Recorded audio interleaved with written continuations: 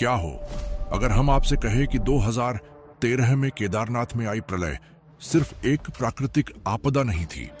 क्या हो अगर उन हजारों मौतों की वो कहानी सिर्फ बादलों के फटने से नहीं बल्कि चंद घंटे पहले हुई एक गलती से लिखी गई थी? उत्तराखंड के सीने को चीरती अलकनंदा नदी के बीचों बीच एक ऐसी शक्ति विराजमान है जिसे छूने का मतलब है विनाश। एक ऐसी देवी जिसकी मूर्ति पत्थर की नहीं बल्कि जीवित लगती है, जिसकी आंखें आपको सिर्फ देखती नहीं बल्कि आपकी रूह के अंदर तक झांकती है। यह कोई साधारण देवी नहीं है, ये वो रहस्यमयी शक्ति है जिसका चेहरा दिन में 3 बार बदलता है। सुबह एक मासूम कन्या, दोपहर में एक युवती और शाम ढलते ही एक झुर्रियों वाली वृद्धा। वैज्ञानिक इसे समझने में नाकाम रहे हैं और सरकारें इसके सच को दबाती रही हैं। स्थानीय लोग कांपते हुए बताते हैं कि जब जब किसी ने इसे अपने स्थान से हटाने की जुर्रत की है, तब तब घाटी ने प्रलय का वो रूप देखा है जिसकी कल्पना भी नहीं की जा सकती। रात में इस मंदिर के पास से गुजरने वाले लोगों को औरतों के रोने और किसी अनजानी शक्ति के हंसने की आवाजें सुनाई देती है। और सबसे बड़ा सवाल ये नहीं है कि इस देवी में शक्ति कितनी है, बल्कि सबसे बड़ा सवाल तो ये है कि आखिर ये देवी है कौन? कहां से आई ये देवी जिसका सिर्फ सिर ही पूजा जाता है, और इसका धड़ कहां पर मौजूद है? और ऐसा क्यों कहा जाता है कि अगर इसका सिर और धड़ कभी एक हो गए तो ये पूरी दुनिया में महाविनाश का कारण सिद्ध होगा? लोग इसे धारी देवी कहते हैं, लेकिन इसकी असली पहचान एक ऐसे श्राप और धोखे की कहानी में छिपी है जिसे सुनकर आपके पैरों तले जमीन खिसक जाएगी। तो दिल थाम कर बैठिए, क्योंकि आज हम उस देवी की कहानी नहीं बल्कि उस श्राप की वो अनसुनी दास्तां उजागर करने जा रहे हैं, जिसे जानने के बाद शायद आप किसी भी मूर्ति को सिर्फ पत्थर का टुकड़ा समझने की गलती कभी नहीं करेंगे। तो चलिए इस रहस्य से पर्दा उठाते हैं जो अलकनंदा की लहरों के नीचे सदियों से दफन है। धारी देवी ये सिर्फ एक नाम नहीं बल्कि देवभूमि उत्तराखंड के पहाड़ों में गूंजती एक पहेली है। इस पहेली का जवाब जानने से पहले आपको उस स्थान की ऊर्जा को महसूस करना होगा। अलकनंदा की मुख्य धारा के बीच एक विशालकाय काली चट्टान, जिसे स्थानीय भाषा में धार कहते हैं, पानी को चीरकर खड़ी है, और उसी धार के ऊपर खुले आसमान के नीचे विराजमान है घाटी की वह रक्षक जिसे मां धारी के नाम से पूजा जाता है।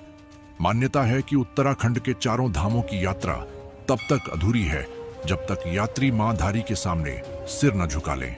यह सिर्फ एक स्थानीय देवी नहीं बल्कि केदारनाथ, बद्रीनाथ, गंगोत्री और यमुनोत्री की आध्यात्मिक प्रहरी है। लेकिन इस देवी की शक्ति का सबसे बड़ा प्रमाण है इंसान का वो महासंग्राम जो उसने प्रकृति के विरुद्ध छेड़ा और हारा। चलिए उस कहानी की परतों को खोलते हैं जिसकी शुरुआत विकास के नाम पर हुई और अंत विनाश पर जाकर खत्म हुआ। कहानी की शुरुआत होती है साल 2010 से। आधुनिक भारत की जरूरतों को पूरा करने के लिए श्रीनगर में अलकनंदा नदी पर 330 मेगावाट की एक विशाल बिजली परियोजना की नींव रखी जा रही थी। अधिकारियों की फाइलों में यह प्रोजेक्ट प्रगति और विकास का एक मील का पत्थर था, लेकिन उन फाइलों के बाहर नदी के ठीक बीच में यह मंदिर महज एक अतिक्रमण था या विकास की राह में एक रोड़ा। फरमान जारी हुआ, मंदिर को उसकी मूल जगह से हटाकर कंक्रीट के एक ऊंचे प्लेटफॉर्म पर पुनर्स्थापित किया जाएगा। यह खबर जैसे ही गढ़वाल की वादियों में फैली, सदियों से शांत पहाड़ों में जैसे भूचाल आ गया। पीढ़ियों से उस देवी की शक्ति की गाथाएं सुनते आए बूढ़े बुजुर्गों के चेहरे पर खौफ साफ देखा जा सकता था। वो जानते थे कि यह कोई साधारण मंदिर नहीं है बल्कि एक जागृत शक्तिपीठ है जिसे छेड़ने का मतलब है निश्चित रूप से विनाश और बर्बादी। और यहीं से शुरू हुआ वो ऐतिहासिक विरोध जो 1-2 दिन नहीं बल्कि 1000 से भी ज्यादा दिनों तक चला। ये कोई साधारण धरना नहीं था, ये आस्था का वो अभेद्य किला था जिसे तोड़ने के लिए विकास का हथौड़ा तैयार खड़ा था। हर सुबह सूरज की पहली किरण के साथ मंदिर के पास लोगों का हुजूम इकट्ठा हो जाता। साधुओं के जत्थे हाथों में त्रिशूल लिए, महिलाओं की कीर्तन मंडलियां ढोलक और मंजीरों के साथ देवी के भजन गाती और युवाओं की टोलियां जो किसी भी कीमत पर अपनी मां को बचाने के लिए तैयार थीं। उन्होंने मंदिर के चारों ओर एक इंसानी दीवार बना ली थी। दिन में भजन कीर्तन और नारेबाजी होती और रात में अलाव जलाकर पहरा दिया जाता। एक लंगर शुरू किया गया जहां हर कोई एक दूसरे का सहारा बना हुआ था। पहला महीना बीता, फिर दूसरा, और सर्दियां आईं, बर्फ गिरी, लेकिन आस्था की आग जलती रही।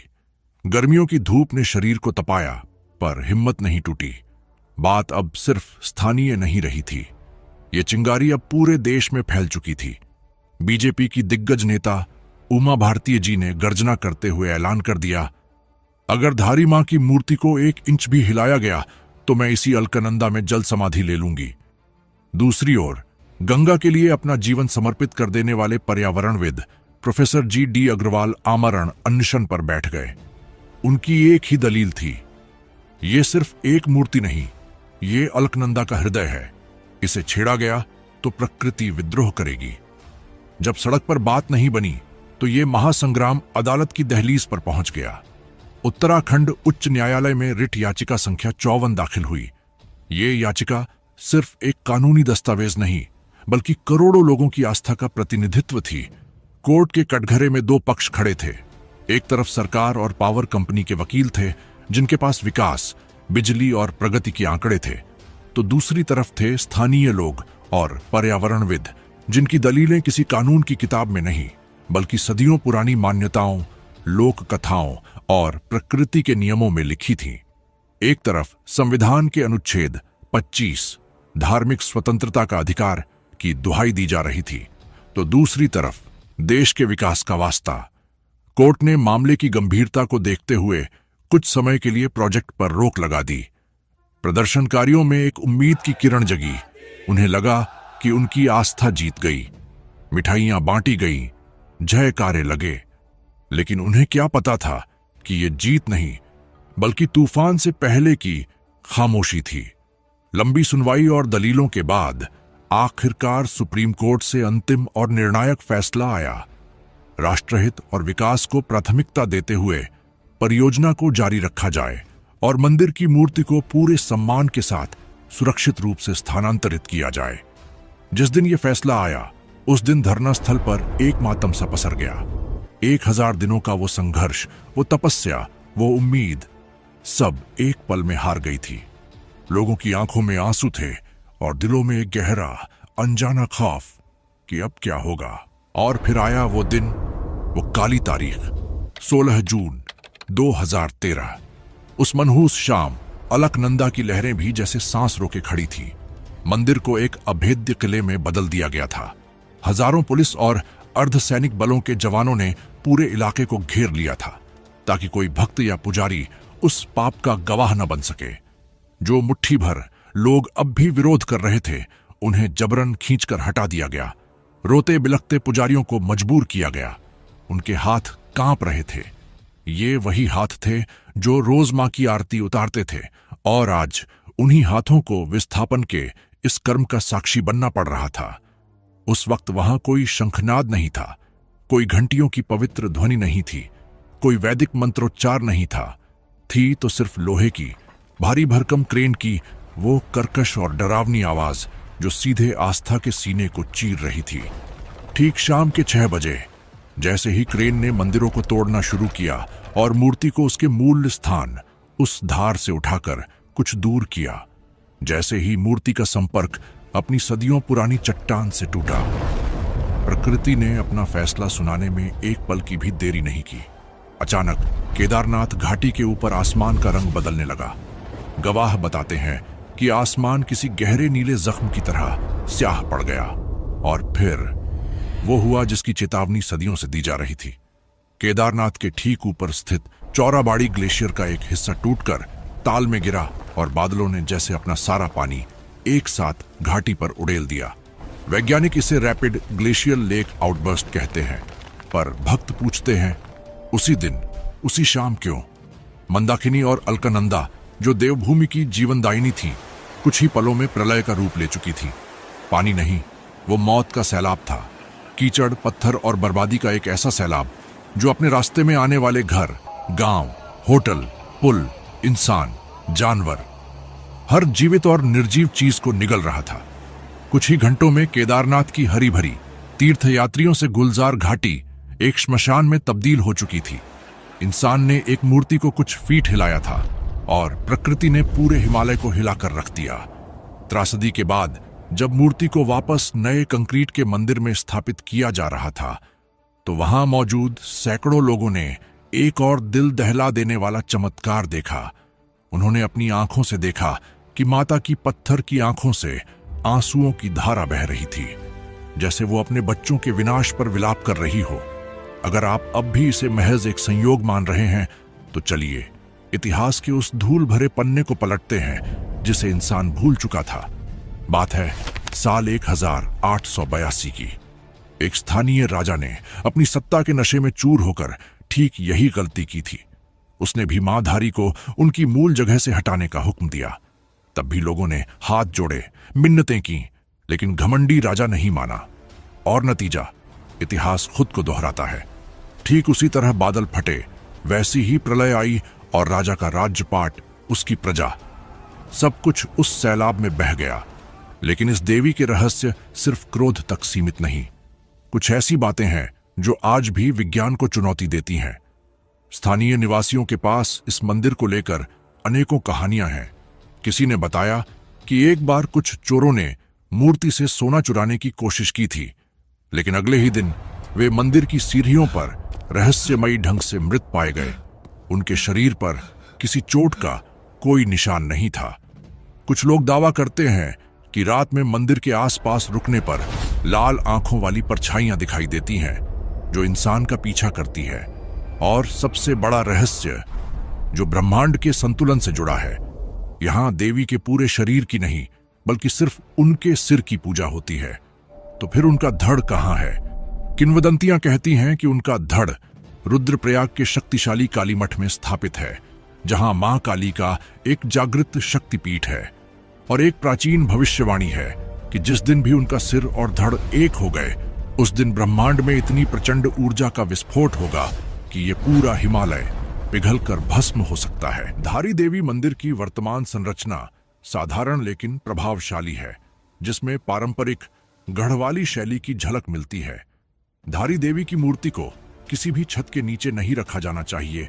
यही वजह है कि धारी देवी मंदिर में मूर्तियों के ऊपर हमेशा खुला आसमान रहता है, जो इसकी पौराणिक मान्यता को दर्शाता है।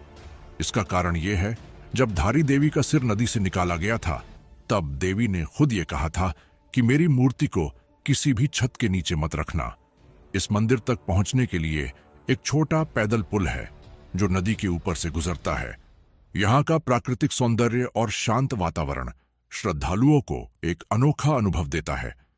यहाँ की पूजा पद्धति भी विशेष है। पुजारी लक्ष्मी प्रसाद पांडे बताते हैं कि शारदीय नवरात्रों में मां धारी की विशेष पूजा होती है। इन 9 दिनों में उनके हर रूप की अलग अलग आराधना की जाती है और मान्यता है कि इस समय मांगी गई हर मुराद पूरी होती है। हालांकि मंदिर से जुड़ा एक मिथक भी है। कहा जाता है कि शादी से पहले प्रेमी जोड़े यहां दर्शन करने आए तो उनका रिश्ता टूट जाता है। लेकिन मंदिर के पुजारी रमेश चंद्र पांडेय जी इस बात को एक भ्रांति बताते हैं। वो कहते हैं, मां तो प्रेम का प्रतीक है, वो किसी का घर कैसे तोड़ सकती है। जो भी जोड़ा सच्ची श्रद्धा से यहां आता है, मां धारी उनके खुशहाल दाम्पत्य जीवन का आशीर्वाद देती है। हमने शक्ति देखी, क्रोध देखा, रहस्य देखे, लेकिन हम अब भी उस सबसे बड़े सवाल पर खड़े हैं कि आखिर कौन है ये धारी देवी। दोस्तों, इनकी कहानी किसी राजमहल या स्वर्ग से नहीं, बल्कि एक घर के आंगन में हुए सबसे बड़े धोखे और एक बहन के आंसुओं से शुरू होती है। सदियों पहले गढ़वाल के एक छोटे से गांव में 7 भाइयों के घर में एक कन्या ने जन्म लिया, जिसका नाम था धारा। कहते हैं, धारा का रंग सांवला था, पर उसकी आंखों में एक अद्भुत चमक थी और उसके स्वभाव में अमृत जैसी मिठास। माँ बाप का साया बचपन में ही उठ गया था, इसलिए धारा के लिए उसके भाई ही उसकी दुनिया थे। वे उसके माँ बाप उसका सब कुछ थे। वो छोटी सी उम्र से ही उनकी सेवा में लगी रहती, अपने नन्हे हाथों से उनके लिए खाना बनाती, उनके कपड़े धोती और अपने प्यार से उस सूने घर को स्वर्ग बनाए रखती थी। लेकिन नियति की किताबों में कुछ और ही लिखा था। एक ज्योतिषी ने भविष्यवाणी करते हुए उसके भाइयों से कहा कि धारा की कुंडली तुम्हारे वंश के लिए अशुभ है।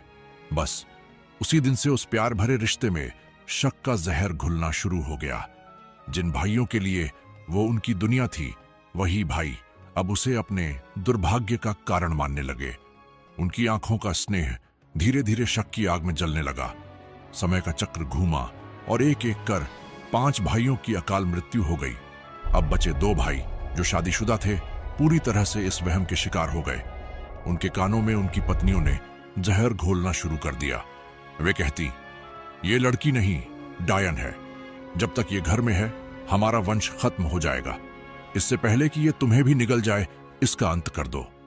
पत्नियों की बातों और अपने अंधविश्वास में आकर उन बचे हुए दोनों भाइयों के मन में वो खूनी यकीन बैठ गया कि उनकी सारी बर्बादी की जड़ उनकी 13 साल की मासूम बहन धारा ही है। और फिर एक काली अमावस की रात उन भाइयों ने बहन के प्यार का, भरोसे का ऐसा अपमान किया जो आज भी कायनात को शर्मसार करता है। उन्होंने अपनी ही 13 साल की सोते हुई बहन का सिर उसके धड़ से अलग कर दिया और उसके निष्प्राण शरीर को अलकनंदा की अंधेरी बेरहम लहरों में फेंक दिया। लेकिन जिसे उन्होंने खत्म करना चाहा था, वो तो परमात्मा का अंश थी। वो कटा हुआ सिर बहते बहते कल्यासौड़ गांव के पास एक बड़ी चट्टान यानी धार से आ टकराया। सुबह एक व्यक्ति जो नदी किनारे कपड़े धो रहा था, उसने उस सिर को देखा। वो डर से कांप उठा। उसे लगा कि ये कोई दुर्घटना है, पर नदी का बहाव इतना तेज था कि उसे बचाने जाना मौत को दावत देने जैसा था। वो सोच ही रहा था कि क्या करे, तभी उस सिर से एक दिव्य और मधुर आवाज आई, मुझसे भयभीत मत हो पुत्र, मैं कोई साधारण कन्या नहीं। तू मुझे इस जल से बाहर निकाल। मैं वचन देती हूं कि जहां जहां तू पैर रखेगा, वहां वहां सीढ़ियां बन जाएंगी। उस साधारण व्यक्ति ने हिम्मत जुटाई और नदी में उतर गया। और एक चमत्कार हुआ। उसके हर कदम के नीचे पानी की काई वाली फिसलन भरी चट्टानें ठोस सीढ़ियों में बदल रही थीं। उसने उस पवित्र सिर को उठाया। उसका भय अब श्रद्धा में बदल चुका था। उसने देखा कि कन्या का धड़ गायब है, जिससे वो एक बार फिर सिहर उठा। पर आवाज फिर आई, मैं देव रूप में हूं, मुझे इसी धार पर स्थापित कर दो और मेरी कोई छत मत बनाना।